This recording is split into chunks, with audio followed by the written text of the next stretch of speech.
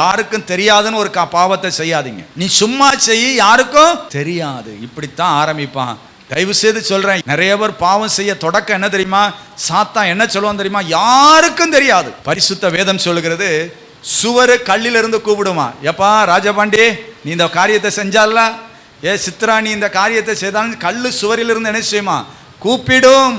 உத்தரம் அது சாட்சி சொல்லுமா, நான் பார்த்தேங்க அப்படின்னு சொல்லி. நீங்களும் நானும் நினைக்கிறோம் யாருக்கும் தெரியாது. நீ எங்க போனாலும் யாருக்கும் தெரியாதுன்னு நினைச்சுக்கிட்டு இருக்காத. ஆனா கர்த்தருடைய கண்கள் பூமி எங்க என்ன செய்து கொண்டிருக்கிறது? உலாவி கொண்டிருக்கிறது. கர்த்தருடைய கண்களுக்கு மறைவானது ஒன்றுமில்லை.